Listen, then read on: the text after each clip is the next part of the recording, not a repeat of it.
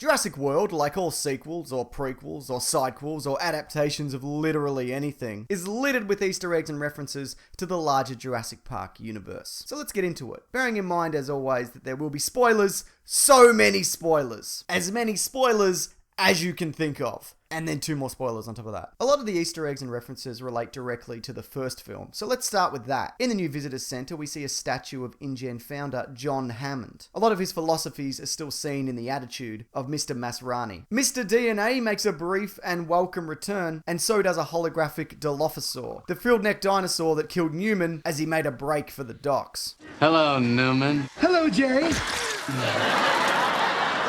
Jake Johnson's character, with his original Jurassic Park t-shirt, is also kind of like the reverse Dennis Nedry, with his selfless actions. But what they do share in common is people's disdain for their messy desks.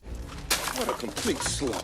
Chaos Theory, something Ian Malcolm wouldn't stop banging on about, is also visually represented by having 2 drops of blood fall on one of the containment soldiers' wrists, with each producing a different result. A similar but less gruesome version of this was done on the very first Jurassic Park tour. We also saw the original Visitors Center, now reclaimed by the jungle, inside of which we see the remnants of the T-Rex/Raptor battle, including some disassembled dinosaur skeletons, some Raptor art, and that fluttery banner. The maintenance shed also contains some early 90s equipment, including a pair of night vision goggles similar to what Tim used, and some of the original Jeep Wranglers, which nowadays will set you back about, 10 to 15 grand? Less, if some idiot decided to paint flames all over it. The one that ends up getting repaired is Jeep 29, and is the one used to transport John Hammond and Donald Gennaro from the helipad to the Brachiosaurus. Jurassic World also deliberately shares a similar release date to Jurassic Park. The scene of the dinosaur massacre is filmed about 200 yards away from where the Gallimimus Stampede was filmed, and the I-Rex sphere attack is a homage to the original T-Rex car attack. It even has a moment where the broken sphere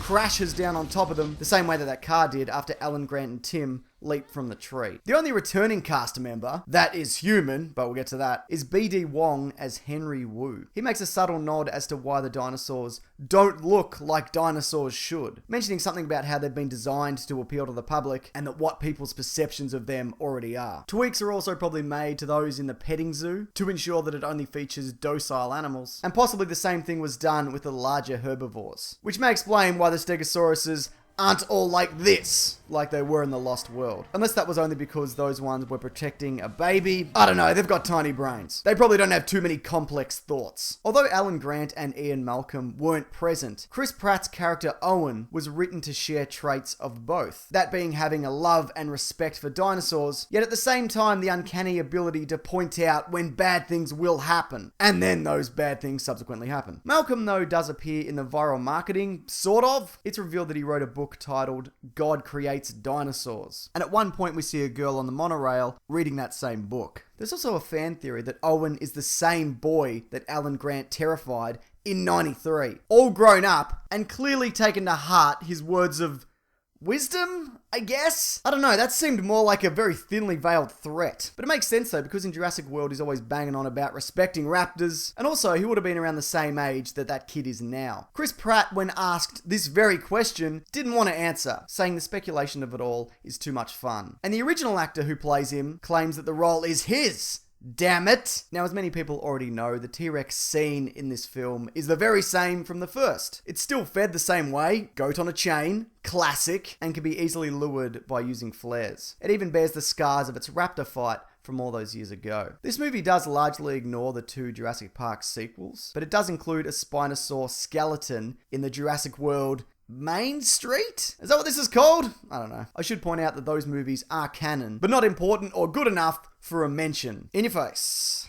Those movies. At the beginning of the film, we see Gray looking at images of what looks like The Lost World, a 1925 silent film that influenced Spielberg growing up, and whose title is shared with the Jurassic Park sequel movie and book. Spielberg's first commercial hit Jaws is also homaged, with great white sharks being used as food for the Mosasaurus. Brad Bird, another person who directs films, is the announcer on the monorail, and Stan Winston, who pioneered a bunch of iconic effects, including those used in The Terminator, Aliens, and Jurassic Park, gets a nod, with a steakhouse being named after him. It even has the Chilean sea bass. Good stuff. Now, the Indominus Rex. It may be a coincidence, but the idea of crossbreeding dinosaurs was seen in the late 90s Jurassic Park toy line, Chaos Effect, which was originally to be released alongside a cancelled Jurassic Park TV show. Now, the thing that most closely resembles it is something called the Ultimasaurus, a mix of T-Rex, Stegosaurus, Triceratops, Ankylosaurus, and Velociraptor. If you're interested, the Indominus Rex is an unhealthy and terrifying mixture of T-Rex, Carnotaurus, Gigantosaurus, Ablosaurus, Majongasaurus, Rugops, that's a shit name for a dinosaur, Velociraptor, plus non-extinct creatures like the cuttlefish to explain its camouflage ability, and the snake to explain its snake-like tenacity. Dinosaur hybrids were also an idea that was floated in one of the potential Jurassic Park 4 scripts, including one that features multiple dinosaurs spliced with human DNA. Like your mum! Ha! Nah, she's alright. That version was also to include a militarized dinosaur force, much like the TV show Dino Riders, but more accurately, like what Vincent D'Onofrio's character was trying to achieve. You know, that guy who thought that a loose dinosaur is a more effective weapon than a drone strike. That is an incorrect thing to think. Just a couple more quick things. A rocket launcher was used to try and take down the I-Rex. This was also a weapon of choice in the Jurassic Park book. Muldoon actually ended up taking the leg off a raptor with one. And finally, the way that the Indominus Rex escaped its enclosure by creating a diversion is similar to how the Velociraptors set a trap for Muldoon, luring him into the jungle, then moving in for the kill. I don't understand how people would fall for either of these things, but I guess people in movies are idiots. But also, people in real life are bigger idiots?